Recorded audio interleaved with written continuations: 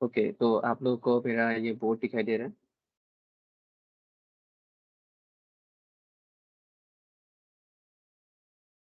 ठीक है, तो शुरू करते हैं। लास्ट क्लास हम लोग यहाँ पे रुके थे, scalar multiplication of a matrix. So ये हमने पहले भी पढ़ा है, बट फिर से एक और बार कर रहे थे। स्केलर मल्टीप्लिकेशन ऑफ मैट्रिक्स का मतलब है मल्टीप्लाई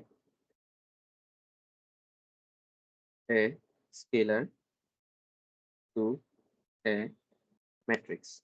ठीक है, मतलब एक स्केलर, कोई वेक्टर नहीं। जैसे कि मतलब दो मैट्रिक्स के बीच में मल्टीप्लिकेशन नहीं। जैसे अगर ए एक मैट्रिक्स है, 2 3 4 5, तो इसका स्केलर मल्टीप्लिकेशन ऐसा हो सकता है 2 इंटू ए, जो क्या होगा, एक नया मैट्रिक्स होगा जो 2 इंटू 2, 2 इंटू 3, 2 इंटू 4, 2 इंटू 5, ऐसे होगा। सो इसका आंसर होगा 4 6 8 10। ठीक है, मतलब एक कोई एक स्केलर मतलब कोई एक नंबर इंटीजर हो सकता है, मतलब पॉजिटिव इंटीजर हो सकता है, नेगेटिव इंटीजर हो सकता है। कोई भी एक नंबर से आपने अगर उसको मल्टीप्लाई कर दिया, then this is called scalar multiplication of matrix. ठीक है, तो अगेन यहाँ पे जस्ट एक नोट पॉइंट के हिसाब से लिख देता हूँ कि if A is a scalar, then and A is a matrix, then A into A will be a new matrix where each element of A is multiplied by A। ठीक है, तो ये हमको ऑलरेडी पता है, बस मैंने लिख लिया ताकि बाई चांस अगर कोई भूल भी जाए तो बस आप ये देख लीजिए। ठीक है, और आ, ये प्रॉपर्टी तो सबको पता ही था, तो मैं फिर से लिख देता हूँ। मुझे इसका आंसर हर किसी के मुंह से चाहिए। Determine if A is an n cross n matrix, then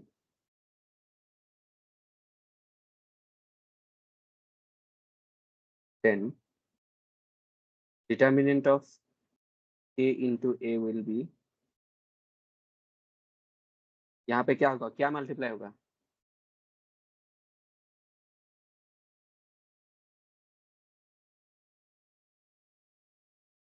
hello,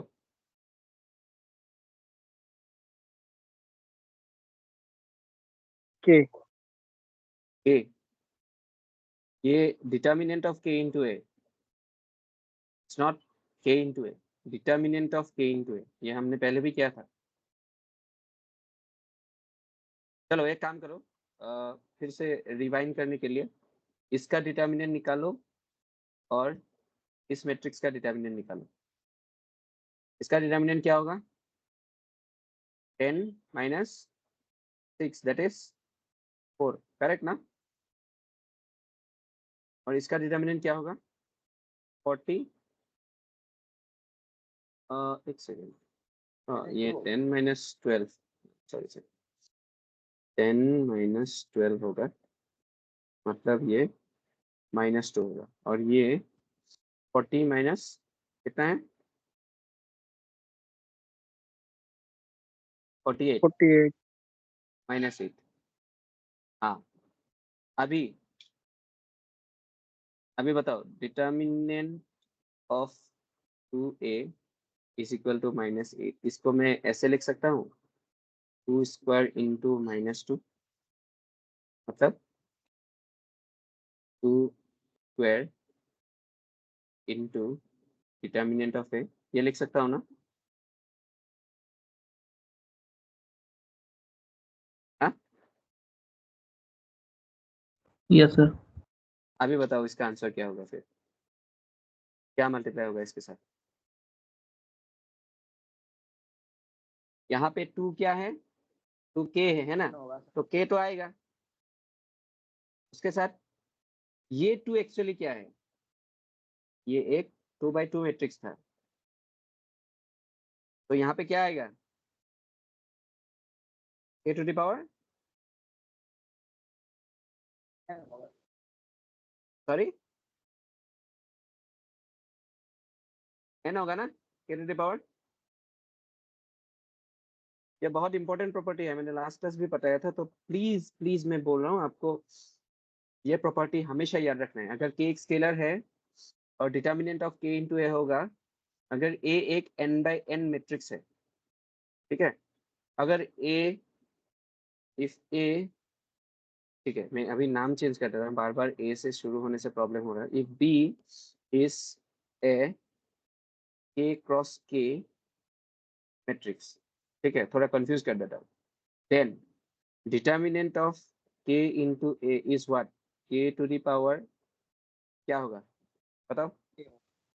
के, हाँ, सॉरी बी, ये बी होगा ना? ठीक है, तो ये बहुत ही इंपॉर्टेंट प्रॉपर्टी है, ये आई थिंक डिटर्मिनेंट्स और मैट्रिक्स का one of the most important property है, क्योंकि इसमें डिटर्मिनेंट और मैट्रिक्स दोनों का इन्वॉल्व है। एक तो स्केलर मल्टीप्लिकेशन इन्वॉल्व है, और दूसरा स्केलर मल्टीप्लिकेशन करने से डिटर्मिनेंट का कैसे वेरिएशन होता है, इसके ऊपर आपको बहुत सारे क्वेश्चंस मिलेंगे जो एक्चुअली इस प्रॉपर्टी से सॉल्व हो जाएंगे। ठीक है, अभी नेक्स्ट टॉपिक है मैट्रिक्स मल्टीप्लिकेशन, एंड मैं जानना चाहता हूँ आप लोगों में से मैट्रिक्स मल्टीप्लिकेशन किस किस को आता है, किस किस को नहीं। वो कोई क्वेश्चन पूछ के नहीं जानना चाहता हूँ, मैं बस चाहता हूँ आप ये दोनों मैट्रिक्स को मल्टीप्लाई करेंगे और मुझे आंसर बताएंगे इसका। उस दिन की तरह डिटर्मिनेंट के 10 आंसर मुझे नहीं चाहिए, इसके बस एक ही आंसर चाहिए मुझे। ओके, तो आप 2 3 5 2 0,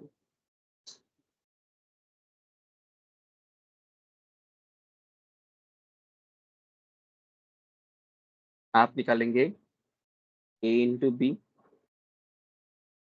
जिसको मैं कभी कभी ए बी भी लिखूंगा, और आप निकालेंगे B into A, which is B A. ज्यादा टाइम नहीं लूंगा लेकिन, ठीक है?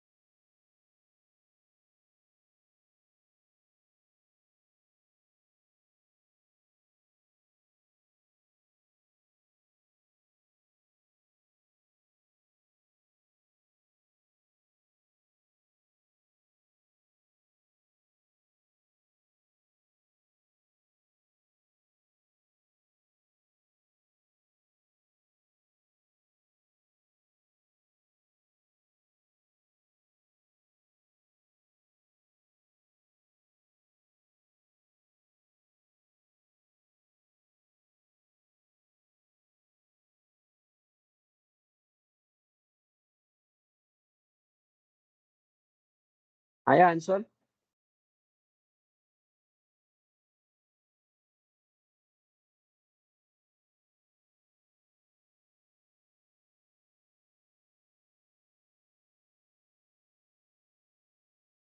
Hello,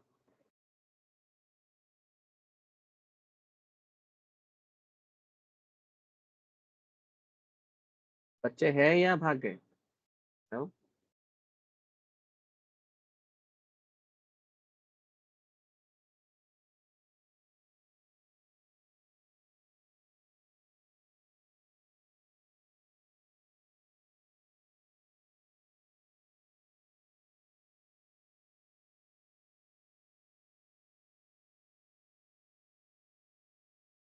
hello.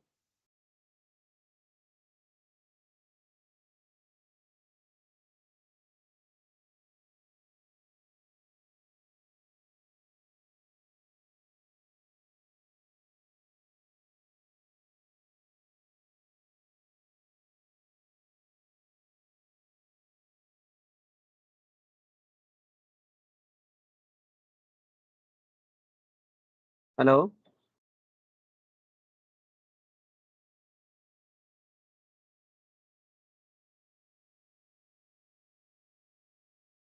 क्या आप लोगों को आवाज आ रही है? आई मीन या फिर आप लोग आंसर कर रहे हो? हेलो।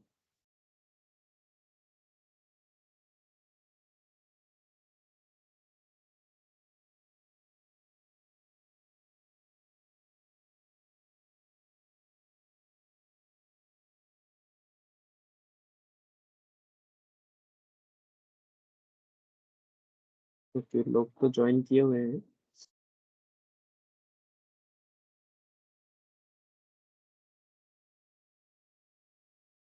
ए भी 0 आ रहा है। जीरो मल्टीप्लाई करने से? तो मॉड ऑफ ए हाँ, भी 0 आ रहा है। ए इंटू बी आपका जीरो आया। ओके। और सबका जीरो आया है, सिर्फ एक का ही आया?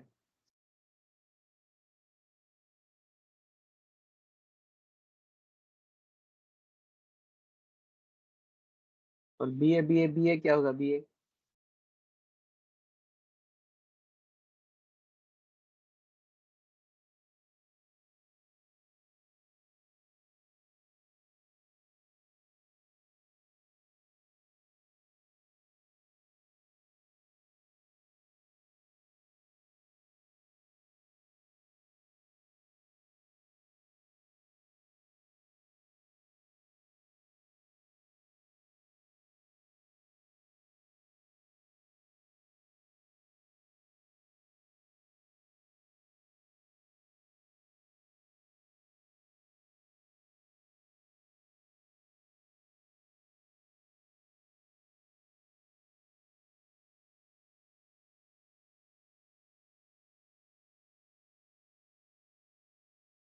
ओके।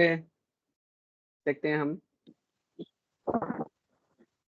हाँ या किसी का तो आवाज आ रहा है। हेलो। चलो सबसे पहले आप लोगों को मैट्रिक्स मल्टीप्लिकेशन का रूल पता है क्या? नहीं, मतलब आप लोगों को एक चीज चेक करना पड़ेगा। अगर ए सर बी ए 0 होगा। क्या? बी ए 0 होगा। ए बी भी जीरो मिला, बी ए भी जीरो मिला। वाओ। हाँ सर तो ए तुम बी है तो 21, 19, 5, 2, 4, 13। Okay fine. और बी ए सर बी ए 0। जीरो क्यों? सर इसके m इंटू एन में जो होता है सर वो सेम नहीं हो रहे हैं इसलिए। हाँ तो उसके लिए उसको जीरो नहीं होगा, उसका मल्टीप्लिकेशन ही पॉसिबल नहीं होगा। इसका आंसर जीरो नहीं होता, ठीक है? Yes sir. जीरो आंसर देना ओके सर। और पॉसिबल नहीं होना वो दोनों डिफरेंट चीजें हैं, तो कभी उसको मिक्सअप मत करना। जैसे मान लो मैं अभी एक काम नहीं कर सकता, इसका मतलब ये नहीं कि उसका मतलब मेरा पोटेंशियल जीरो है। उसकी तरह सेम है, ठीक है? ओके। तो अभी अ, जिस भी भैया आपको जिसको भी जीरो मिला हो, प्लीज आप एक बार फिर से देख लीजिए। ए और बी का मल्टीप्लिकेशन आपको जीरो नहीं मिलेगा। सबसे पहले मैं बताता हूँ, ए अगर एक m क्रॉस n मैट्रिक्स है, ठीक है? बी एक p क्रॉस q मैट्रिक्स है अगर, okay, then a into b is possible if and only if, ये बहुत ही इंपॉर्टेंट है, if and only if, बस if नहीं, if and only if n is equal to p। Okay. n को p के बराबर होना पड़ेगा, वरना a इंटू बी आप मल्टीप्लाई नहीं कर पाओगे। ये बहुत ही इंपॉर्टेंट प्रॉपर्टी है, जो अगर आप क्लास 11 का मैथ्स का या फिर 12 का किसमें मैट्रिक्स था मैं भूल गया, उसका अगर निकालोगे तो सबसे पहला प्रॉपर्टी यही है मैट्रिक्स मल्टीप्लिकेशन। ठीक है, अगर ए का डायमेंशन m क्रॉस n है, बी का डायमेंशन p क्रॉस q है, तो ए और बी मल्टीप्लिकेशन तभी पॉसिबल हो सकता है जब n और p बराबर है। यहाँ पे हम देखते हैं ये 3x3 मैट्रिक्स है और ये 3x2 मैट्रिक्स है। ठीक है, मतलब यहाँ पे मेरा ये m है, ये n है, ये p है, ये q है। n इक्वल टू p है ना, तो ये मल्टीप्लिकेशन पॉसिबल है। सबसे पहले आपको चेक करना पड़ेगा कि मल्टीप्लिकेशन पॉसिबल है या नहीं, हर धर मल्टीप्लाई मत करना। और दूसरा b इंटू ए, अगर मैं b इंटू ए करूंगा तो मेरा क्या इक्वल होना पड़ेगा? अगर मैंने अभी b इंटू ए किया तो b में मेरा क्या है 3/2 और ये क्या है 3/3। मुझे ये दोनों इक्वल होना चाहिए, ये दोनों तो मेरे इक्वल है ही नहीं, तो ये मल्टीप्लिकेशन ही पॉसिबल नहीं है एक्चुअली। यहाँ तक सबको समझ में आया? सो ए इंटू बी का मल्टीप्लिकेशन हम कर सकते हैं, बी इंटू ए का मल्टीप्लिकेशन हम नहीं कर सकते। ये सबसे पहला इंपॉर्टेंट चीज आपको देखना पड़ेगा ड्यूरिंग मैट्रिक्स मल्टीप्लिकेशन। इसके बाद अब आगे बढ़ेंगे कि हम मल्टीप्लाई करते कैसे। ठीक है, तो अभी हमने देखा यहाँ तक सबको समझ में आ गया ए इंटू बी इंटू ए मल्टीप्लिकेशन पॉसिबल कौन सा है, कौन सा नहीं है, कैसे चेक करते हैं। हेलो, ठीक है, खामोश जी को मैं हाँ समझ के आगे बढ़ रहा हूँ क्योंकि ये बहुत ही इजी टॉपिक है। आप फिर से अगर 11 और 12 का बुक उठाओगे तो आपको पता चल जाएगा। तो ये मैं इसमें ज़्यादा टाइम नहीं लूँगा। 2 3 5 एक बार दिखा देता हूँ मल्टीप्लिकेशन, जिसका हो गया प्लीज़ थोड़ा आप सब्र कीजिए। 1 0 2 -1 3 एंड 1। ठीक है, एंड बी मैंने दिया था 1 2 3 5 2 0। ठीक है, तो अभी ए और बी जब हम मल्टीप्लाई करते हैं ए इंटू बी, तब हम लोग क्या करते हैं, फर्स्ट रो के साथ फर्स्ट कॉलम का हर एक एलिमेंट मल्टीप्लाई करते हैं और उसको ऐड करते जाते हैं। देखना कैसे। हाँ, तो इसका डायमेंशन क्या बनेगा आपको पता है? अगर आप मल्टीप्लाई करोगे आपको ऑटोमेटिकली आ जाएगा। ठीक है, ये देखो 2 into 1 plus 3 into 3 plus 5 into 2, ये हो गया पहला रो का पहला एलिमेंट। ठीक है, ठीक उसी तरह दूसरे रो का पहला एलिमेंट क्या होगा? दूसरे रो का पहला कॉलम के साथ अगर मैंने मल्टीप्लाई किया तो दूसरे रो का पहला एलिमेंट अपन को मिल जाएगा। आपको समझ में आ गया मैंने ये ब्लैक वाला कैसे किया? ये दोनों मतलब हर एक एलिमेंट का उसके इंडिविजुअल उसके कॉरेस्पॉन्डिंग एलिमेंट के साथ मैंने मल्टीप्लाई किया और उसके बाद ऐड किया। ठीक है ना? Hello, yes sir. फिर उसके बाद रेड वाला आप देखना 1 into 1 plus 0 into 3 plus 2 into 2, ये हो गया सेकेंड रो का पहला एलिमेंट। ओके, फिर सेकेंड रो का सॉरी थर्ड रो का पहला एलिमेंट वो होगा -1 into 1 plus 3 into 3 plus 1 into 2। Okay, अभी ठीक उसी तरह पहला रो के साथ हम दूसरा कॉलम भी तो मल्टीप्लाई कर सकते हैं। जैसे अगर मैंने ये येलो ले लिया, पहला रो के साथ दूसरा कॉलम भी तो मैं मल्टीप्लाई कर सकता हूँ। तो क्या होगा इसका 2 into 2 plus 3 into 5 plus 5 into 0। Okay, ठीक उसी तरह इसके साथ इसको भी कर सकते हैं। तो ये हो जाएगा 1 into 2 plus 0 into 5 plus 2 into 0। Okay, and last but not the least, oh sorry, हाँ इसके साथ मैं इसका भी मल्टीप्लाई कर सकता हूँ। वो क्या हो जाएगा -1 into 2 plus 3 into 5 plus 1 into 0। ठीक है, सबको समझ में आ गया मैंने यहाँ तक कैसे किया? हेलो,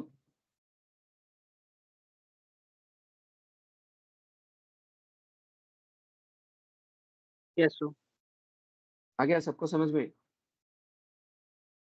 ओके, तो अभी ये एक एलिमेंट है, ये एक एलिमेंट है, तो हमें बस इसका 2 into 1 is equal to 2, 2 plus 9 11, 11 plus 10 is equal to 21। ठीक है, 2 2 are 4, 15, 15 plus 4 19 plus 0 is equal to 19, 1 0 4, 1 plus 4 5, and ये 2 0 0 इसका आंसर 2, -1 9, मतलब 8 plus 2 10, फिर ये -2 और ये +15 मतलब 13।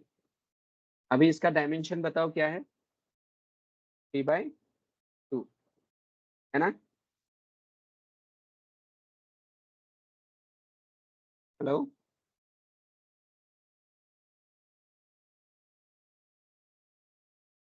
Hello,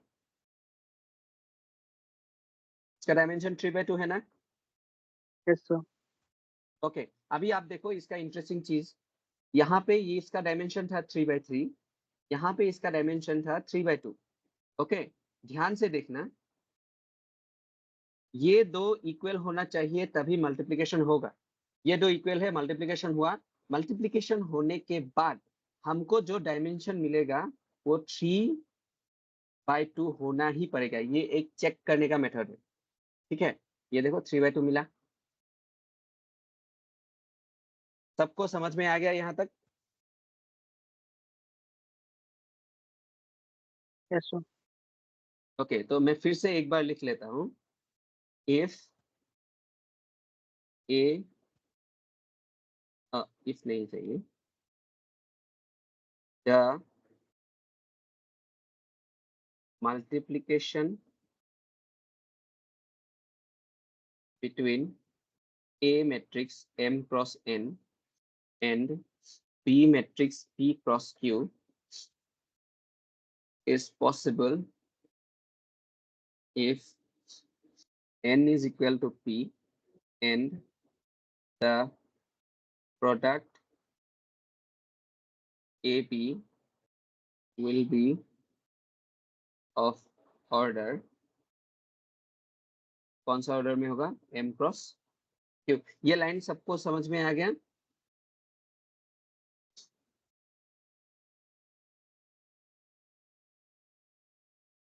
yes sir. ओके,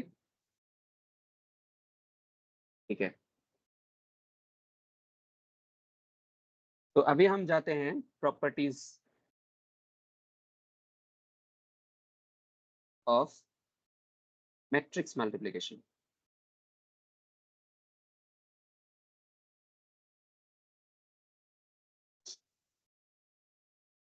सबसे पहला, AB is not equal to BA, मतलब इट इज नॉट कम्यूटेटिव। ठीक है, कभी भी दो मैट्रिक्स का मल्टीप्लिकेशन फिर से उसको उल्टा कर देने से नहीं होता।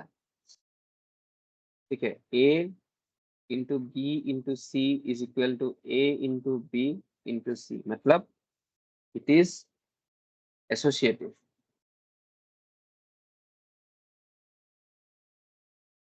तो नहीं है। लास्ट क्लास मैंने बताया था कि हमको एक और प्रॉपर्टी मिलेगा डिस्ट्रीब्यूटिव, जहां पे मल्टीप्लिकेशन और एडिशन दोनों एक साथ आ जाता है। A into B plus C is equal to A B plus A C, मतलब डिस्ट्रीब्यूटिव लॉ भी फॉलो करता है, it is distributive. Okay, okay, तो ए आई, लेकिन आई ए के बराबर है। यहाँ पे देखो, ए बी और बी ए बराबर नहीं है, लेकिन ए बी और बी ए एक कंडीशन पे बराबर होता है, अगर ए या बी में से कोई एक मैट्रिक्स आपका आइडेंटिटी मैट्रिक्स होता है। आप ध्यान से ये दो देखिए, ये वाला और ये वाला देखिए, दोनों सेम जैसा लग रहा है, लेकिन दोनों में एक अंतर है। ए और बी, मतलब ये दो आइडेंटिटी, इन दोनों में से कोई भी एक आइडेंटिटी मैट्रिक्स नहीं है। तब नॉन कॉम्यूटेटिव होता है। लेकिन अगर बाय चांस ए या बी में से कोई एक आइडेंटिटी मैट्रिक्स हो गया तो ये नॉट इक्वल साइन वाला इक्वल बन जाएगा। समझ गए सब लोग? तो इसका इक्वल क्या होगा, कोई बता सकता है?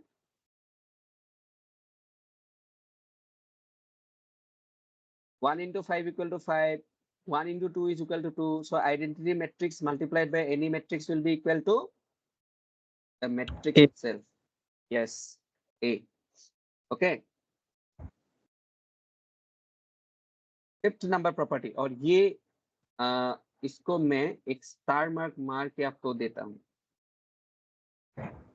ठीक है?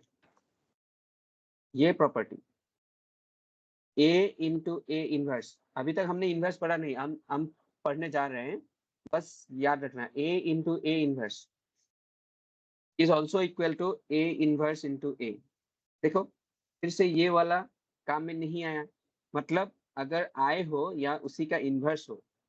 अभी मुझे एक बात बताओ, 1 इंटू 5 इंटू 1/5 क्या होगा?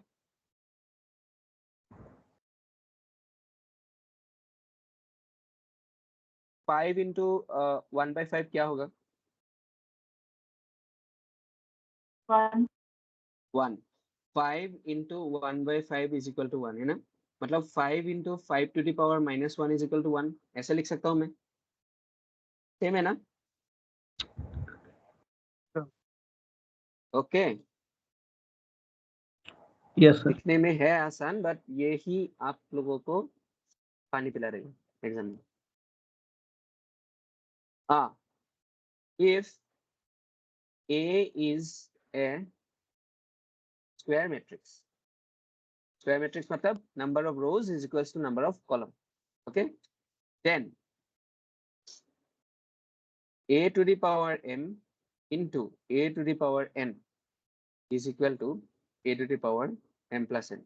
ये सर तो हमको मल्टीप्लिकेटिव प्रॉपर्टी में तो हमको पता ही था, लेकिन ये कंडीशन ध्यान से देख लो, ए को स्क्वायर मैट्रिक्स होना पड़ेगा तभी ये पॉसिबल है।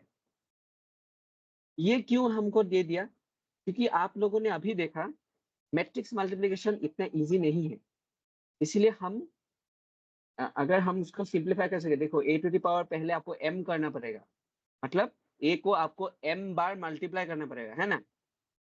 फिर उसके बाद a को n बार मल्टीप्लाई करना पड़ेगा, फिर उसके बाद आपको दोनों के बीच में, जैसे मान लो a cube into A square मैंने करने को दिया, मैंने नहीं बोला कि ए एक स्क्वायर मैट्रिक्स है, तब आपको कितना नंबर ऑफ मल्टीप्लिकेशन करना पड़ेगा मुझे बताओ? Number of multiplication equal to कितना करना पड़ेगा आपको? यहाँ पे आपको 3, यहाँ पे आपको 2, और फिर इन दोनों का जो रिजल्ट है उन दोनों के साथ एक बार मल्टीप्लाई करना पड़ेगा, मतलब 3 + 3 6 बार आपको मल्टीप्लाई करना पड़ेगा, है ना? है ना? तो लेकिन अगर ए एक स्क्वायर मैट्रिक्स होता तो मैं a into 3 into A into 2 को a इंटू 3 + 2 कर सकता था, मतलब a टू द पावर 5 कर सकता था। इसमें मुझे कितना नंबर ऑफ मल्टीप्लिकेशन करना पड़ा? 5। तो एक बार आपको मल्टीप्लाई कम करना पड़ा। इसका वैल्यू आप अभी नहीं समझोगे, जब एग्जाम में इजी क्वेश्चन को करने में आपको ज्यादा टाइम लगेगा, तब आपको समझ में आएगा सर पेपर तो लेंथी था। पेपर लेंथी नहीं था, आपने प्रॉपर्टीज अच्छे से नहीं पढ़ा था, ठीक है? ओके, तो यहाँ पे आपका एक बार मल्टीप्लिकेशन कम हो गया, या फिर क्या पता कभी कभी आंसर ऐसे ही आ जाए, टू दी पावर में ही आ जाए, ठीक है? और तो सर ये याद रखना, ए को स्क्वायर मैट्रिक्स होना पड़ेगा, वरना ये प्रॉपर्टी वैलिड नहीं है। And a to the power m n is equal to a to the power m into n, ठीक है? ये दो प्रॉपर्टीज तभी वैलिड है जब ये दोनों सॉरी ए स्क्वायर मैट्रिक्स है, ठीक है? Next topic, minors and cofactors, ठीक है? सबसे पहले पढ़ते हैं माइनर ऑफ एन एलिमेंट। अगर ए एक मैट्रिक्स है, a1 a2 a3 b1 B2, B3, C1, C2 and C3। ठीक है, तो माइनर ऑफ A11 मतलब माइनर ऑफ A11 मतलब ए मैट्रिक्स के फर्स्ट रो और फर्स्ट कॉलम का जो एलिमेंट है ये, इसका माइनर मांग रहा है। इसका मतलब माइनर ऑफ A1 मांग रहे हैं ना। तो माइनर ऑफ A1 अगर मुझे निकालना है तो मैं क्या करूंगा, A1 को कॉमन रख के जो रो है उसको ऐसे शेड करूंगा, A1 जिस कॉलम में है उसको शेड करूंगा। अभी बाकी बच्चे जो एलिमेंट्स है उनका मैं डिटर्मिनेंट निकाल दूंगा। B2, B3, C2, C3 और इसका डिटर्मिनेंट हमको पता है क्या होगा, B2 into C3 minus B3 into C2। सबको समझ में आ गया माइनर क्या है? कोई भी एलिमेंट का अगर हमको माइनर निकालना है तो हमें उस एलिमेंट का जो रो है उसको शेड करना है, मतलब उसको ढक देना है, जो कॉलम है उसको ढक देना है, फिर उसके बाद जो एलिमेंट्स बच गए उनका डिटर्मिनेंट निकाल देना है आपको, बस सिंपल। क्लियर?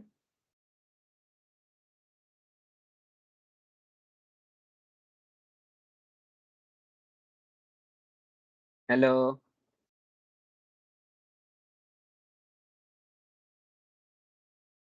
क्लियर हो गया? Yes sir. तो जल्दी से फटाफट आप लोग माइनर ऑफ A31 इसका निकाल के दो। इसका मतलब मैंने कौन से एलिमेंट का माइनर बोला है बताओ?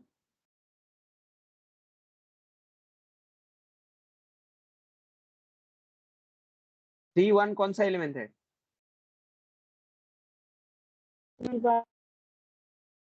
Sorry, third row first column कौन सा है? A21 क्या A21 क्या है भाई? C1 C1 exactly. तो मतलब C1 का आपको अभी माइनर निकालना है, फटाफट कर लो। बताओ इसमें डिटर्मिनेंट में क्या कहेंगे, आपको दिखाई दे रहा होगा शायद। ऊपर वाले क्या क्या होंगे? क्या करना है मुझे अभी? C1 का V3 इसको ढकना है। हाँ यस, किसी ने बोल रहा था, बताओ क्या होगा? A2 इसमें, V3 minus V2 A3 no no no no, मैं पहले एलिमेंट पूछ रहा हूँ। A2 A3 फिर B2 B3 है ना? A3 करेक्ट ना? Yes sir. अभी इसका ये मल्टीप्लाई और ये मल्टीप्लाई, तो A2 B3 minus A3 B2। अभी बिना गलती किए आप लोग निकालोगे माइनर ऑफ A23। ये आपको फिल इन द ब्लैंक्स करना है और ये आपको फिल इन द ब्लैंक्स करना है और ये आपको फिल इन द ब्लैंक्स करना है।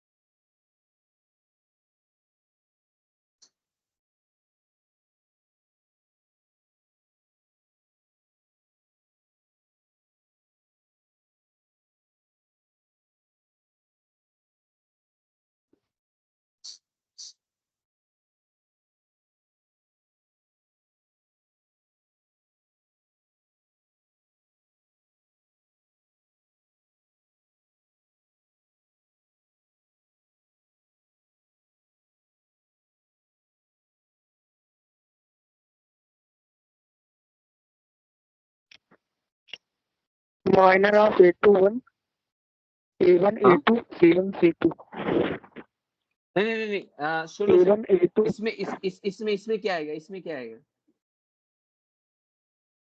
V3 B3 करेक्ट, सबको मिला यहाँ तक B3?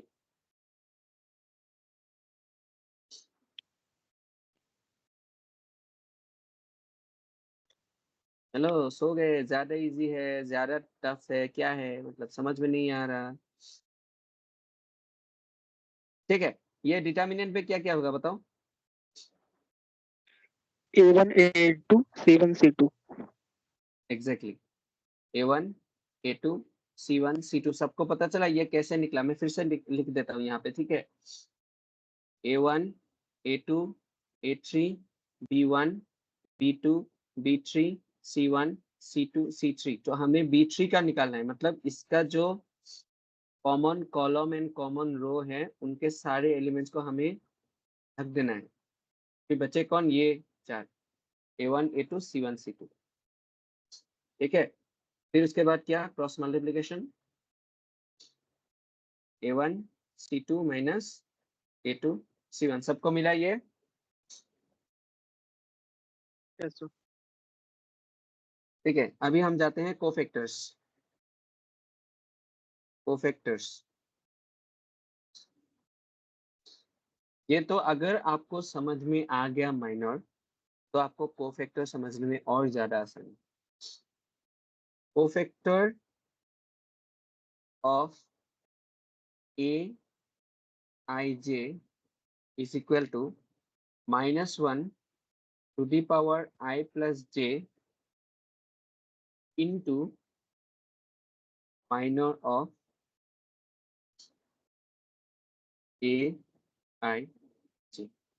मतलब अब तक जो माइनर आप लोगों ने निकाला था उसके साथ बस एक टर्म और मल्टीप्लाई हो जाएगा, that is -1 to the power I plus J. ठीक है, अभी मैं फिर से वापस वही मैट्रिक्स लिखता हूँ, A1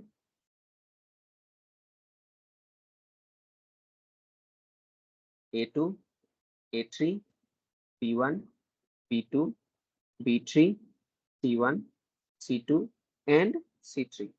ठीक है, तो कोफैक्टर ऑफ A11, मतलब मुझे कोफैक्टर ऑफ A1 निकालना, तो उसके लिए मुझे माइनर ऑफ A11 जानना पड़ेगा, है ना? तो -1 to the power 1+1 into minor of A11, ठीक है? -1 टू द पावर 1+1 मतलब -1 to the power 2 into minor of A1, जो हम लोगों ने ऑलरेडी निकाला है। इसको ऐसे करो, इसको ऐसे करो, तो उसका डिटर्मिनेंट रह जाएगा -1 whole square is equal to 1, मतलब माइनर ऑफ A1 निकल जाएगा, which is nothing but B2 C3 minus B3 C2। क्या सबको क्लियर हुआ यहाँ तक?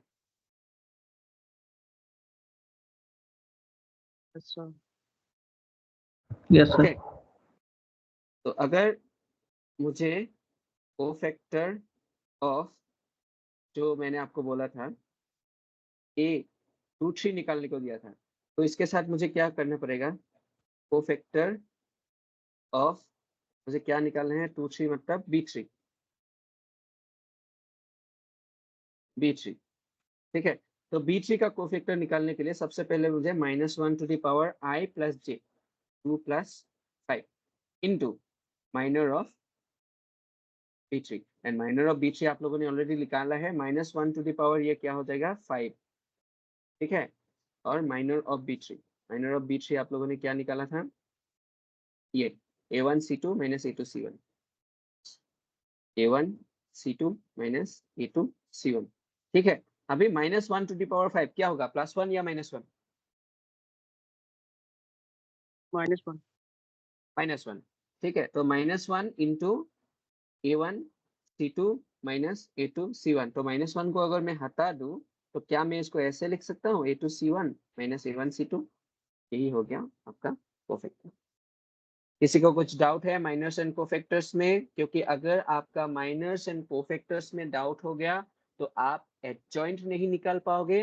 अगर आप एडजॉइंट नहीं निकाल पाओगे तो आप कभी भी एक मैट्रिक्स का इन्वर्स नहीं निकाल पाओगे। इसलिए मैं वापस पूछ रहा हूँ, माइनर्स एंड कोफैक्टर्स में किसी को डाउट है क्या?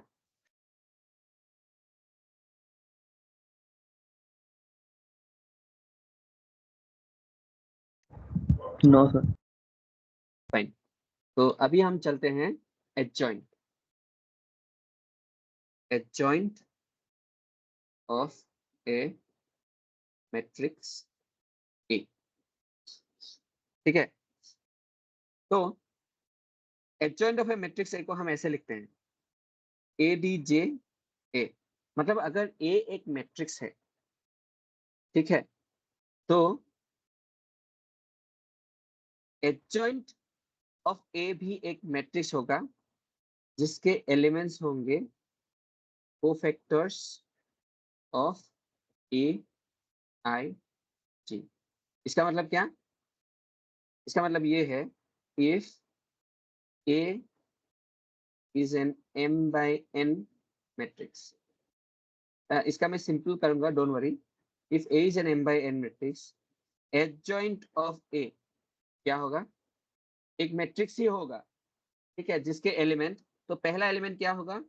कोफैक्टर ऑफ ए 1 1। दूसरा एलिमेंट क्या होगा? कोफैक्टर ऑफ ए 1 2। ऐसे जाते जाते कितना कितना कॉलम में जाएगा? कोफैक्टर कोफैक्टर इसको और बड़ा कर देते हैं, हाँ। तो यहाँ तक जाएगा, कहाँ तक जाएगा? लास्ट एलिमेंट यहाँ पे cofactor of A 1 n।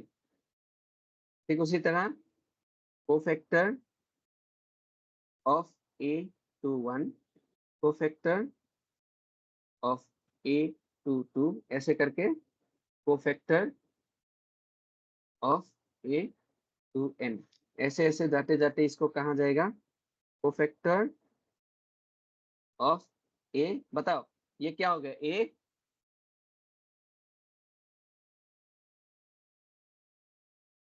m1 होगा ना? कोफैक्टर ऑफ ए m2, और ऐसे जाते जाते cofactor of A m n। समझ में आ गया? अभी मुझे बताओ, एडजॉइंट ऑफ ए का डायमेंशन क्या होगा? कितने नंबर ऑफ रोज है इसमें? m n n। मतलब डायमेंशन चेंज नहीं होता अगर आप किसी भी मैट्रिक्स का एडजॉइंट निकालते हो, ठीक है। देखो मैं इसको सिंपल कर देता हूँ, ये बहुत आपको प्रॉब्लम लग रहा होगा, मैं सिंपल कर देता हूँ। a1 b1 c1 a2 b2 c2 a3 b3 c3। तो अगर आपको किसी ने बोल दिया एडजॉइंट ऑफ ए निकालो, मतलब ये क्या होगा? Cofactor of a1, cofactor of a2, sorry b1, cofactor of c1, फिर cofactor of a2, cofactor of b2, cofactor of c2, फिर cofactor of a3, cofactor of b3 and cofactor of c3। समझ में आ गया सबको? मतलब हर एक एलिमेंट का हमको कोफैक्टर निकालना है, फिर उस कोफैक्टर को हर एक एलिमेंट के कॉरेस्पॉन्डिंग में डाल देना है। क्लियर? Yes sir. तो ठीक है, कितना क्लियर हो गया अभी समझ में आ जाएगा। तो मैं अभी आपका जीवन थोड़ा मुश्किल कर देता हूँ। मुश्किल मतलब क्या? आपको थोड़ा कैलकुलेट करना पड़ेगा। 3 1 5 -1 2 0। तो इसका एडजॉइंट ऑफ ए अभी मुझे निकाल के दो।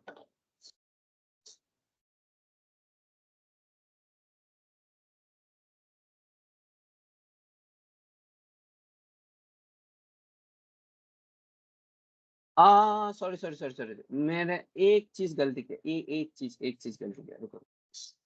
Adjoint of A cofactors of a matrix का ट्रांसपोज होता है, ट्रांसपोज मतलब कोफैक्टर्स ऑफ ए निकालो, उसके बाद रोज एंड कॉलम्स को इंटरचेंज कर देना, ठीक है, इसको ट्रांसपोज करना है। सॉरी सॉरी, ये मैं गलती करके इसको ट्रांसपोज कर देता। आप तो cofactors of A B C सब निकाल के पाओगे, तो उसको बस ट्रांसपोज कर देना, ठीक है।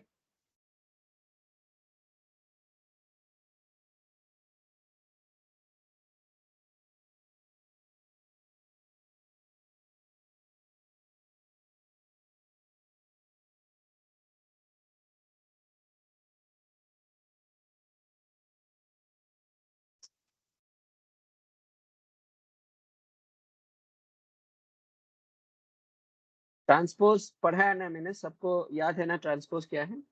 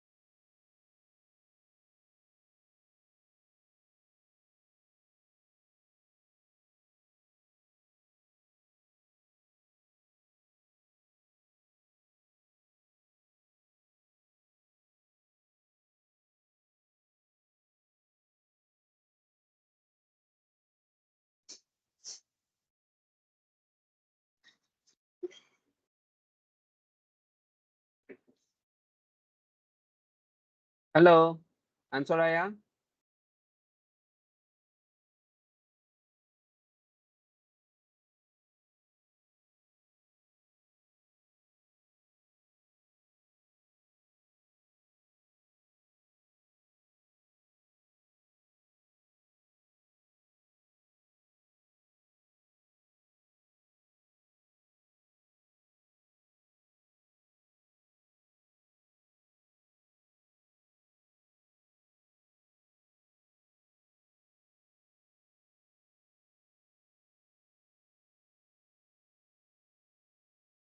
हेलो,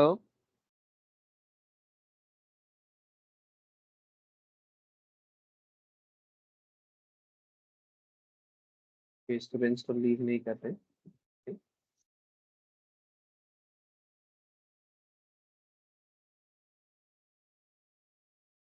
किसी का आ गया आंसर?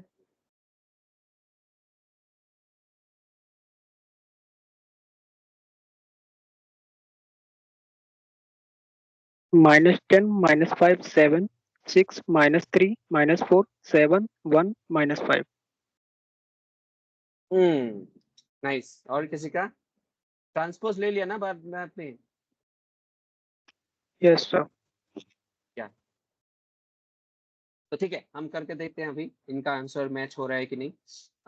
तो सबसे पहले हमको माइनर्स हर एक एलिमेंट का निकालना पड़ेगा, ठीक है। तो मैं मान लेता हूँ बी एक मैट्रिक्स है जिसमें मैं इन सारे का माइनर्स निकालना है, ठीक है, डायरेक्टली यही लिख देते हैं। एडजॉइंट ऑफ ए, तो जो भी मैट्रिक्स मुझे मिलेगा उसका मैं ट्रांसपोज कर दूंगा, तब मुझे मेरा एडजॉइंट मिलेगा। तो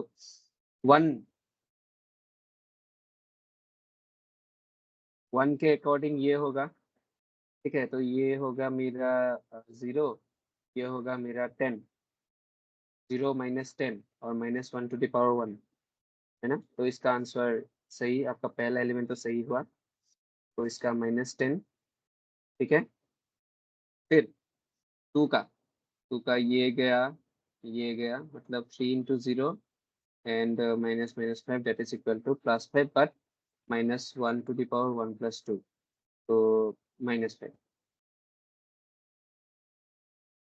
ठीक है, ओके। फिर उसके बाद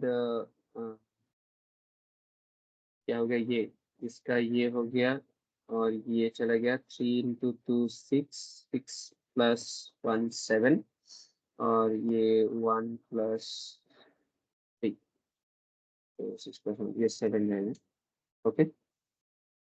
ठीक उसी तरह इसका ये होगा, सॉरी, इसका ये चला जाएगा और इसका ये बहुत मेसी हो जाएगा, सॉरी।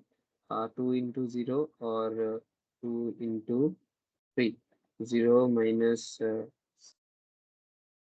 6 that is -6। फिर उसके बाद ये इसके साथ 2 + 1 3, तो इसका 6 हो जाएगा, ठीक है। फिर नेक्स्ट हमको क्या करना है इसका, तो 1 के लिए ये, और ये तो 0 और इसमें 3, ठीक है। फिर उसके बाद इस 5 का हमको ये और ये करना है, तो इसमें 1 2 3 4, इसमें -4 हो जाएगा, और ठीक उसी तरह यहाँ पे 7 4 -5 हो जाएगा। तो इसका अगर हम ट्रांसपोज ले लेते हैं, तो बेसिकली ये क्या बन जाएगा, -10 -5 7 6 3 -4 एंड 7 4 -5। क्या आपको यही मिला था? Hello,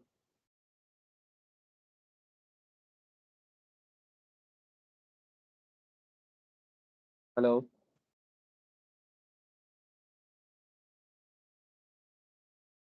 hello,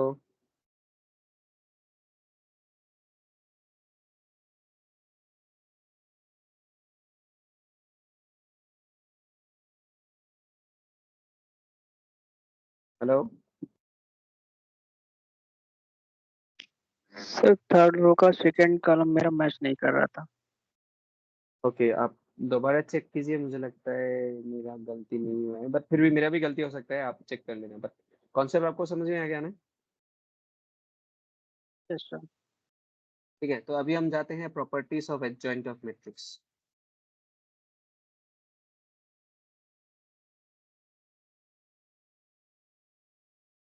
properties of adjoint of matrix. तो एडजॉइंट ऑफ ए और ए, इन दोनों को अगर मैंने मल्टीप्लाई कर दिया, तो इसको मैं ऐसे भी लिख सकता हूँ, एडजॉइंट ऑफ ए इंटू ए, मतलब ये कॉम्यूटेटिव फ्लो फॉलो करता है, ठीक है।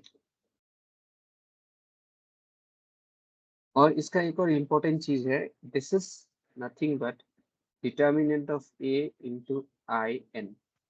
अभी आई एन क्या है, जैसे मान लो अगर if A is a 3 by 3 matrix, तो I N is nothing but I3, मतलब identity matrix of the order 3 by 3 matrix 1 0 0 0 1 0 0 0 1, ठीक है, मतलब एन ऑर्डर है उसका। समझ गए ये प्रॉपर्टी? देखो, ये दो मैट्रिक्स का मल्टीप्लिकेशन टफ होगा, क्यों? क्योंकि हमको 2 बार मल्टीप्लाई करना पड़ेगा, सॉरी, मैट्रिक्स, 2 मैट्रिक्स को मल्टीप्लाई करना पड़ेगा। लेकिन यहाँ पे अगर हम आइडेंटिटी मैट्रिक्स के साथ एक किसी भी डिटर्मिनेंट का मल्टीप्लाई कर देते हैं, तो बेसिकली वो एक स्केलर मल्टीप्लिकेशन है ना।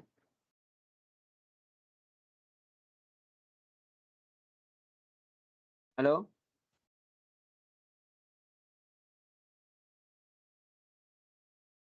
Yes sir. ठीक है, तो ये प्रॉपर्टी याद रखना।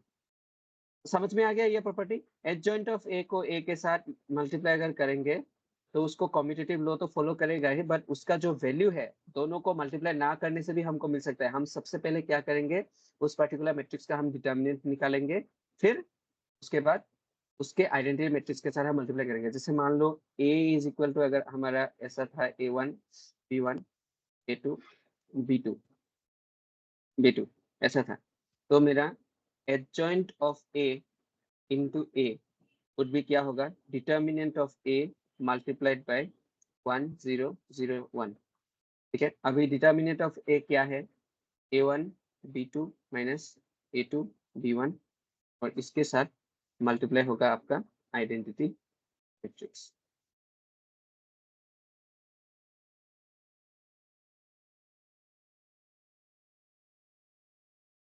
ठीक है,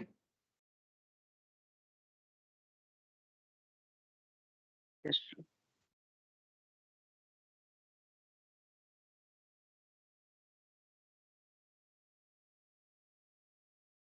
now next is second property,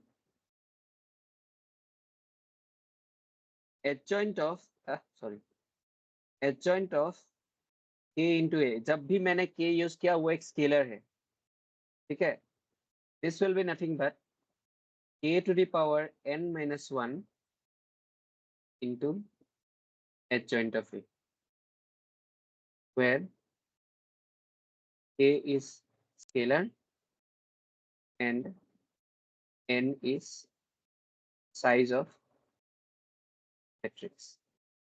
ठीक है ना, मतलब A अगर n क्रॉस n मैट्रिक्स है तो वो k to the power n minus 1 times आपको एडजॉइंट ऑफ A बस मल्टीप्लाई करना, मतलब k बाहर तो आएगा ही, लेकिन to the power n minus 1 बन के बाहर आएगा। ये normal matrix multiplication k into A जैसा नहीं है। ठीक है, third property, adjoint of two matrix, ये k एक स्केलर था, अभी दो मैट्रिक्स का मल्टीप्लिकेशन का अगर मैं एडजॉइंट निकालूं तो उसका मतलब ये होगा कि हम एडजॉइंट ऑफ A निकालें, एडजॉइंट ऑफ B निकालें, फिर उसके बाद दोनों को हम मल्टीप्लाई कर दें। समझ में आ गया प्रॉपर्टीज?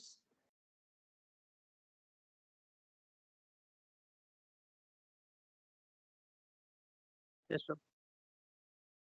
ओके, सो मैं क्लास आज यहीं पे स्टॉप करता हूँ। नेक्स्ट दिन हम पढ़ेंगे इनवर्स ऑफ ए मैट्रिक्स।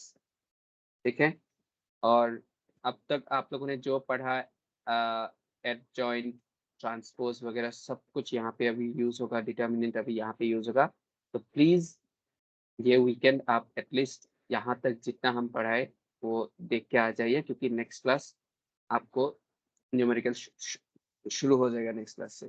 ठीक है, तो इसलिए अभी ध्यान से सारे प्रॉपर्टीज देख के आना, एडजॉइंट देख के आना। किसी को कुछ भी डाउट हो माइनर्स को फैक्टर्स में, you can ask me again in the next class. ठीक है, तब तक के लिए good night and thank you.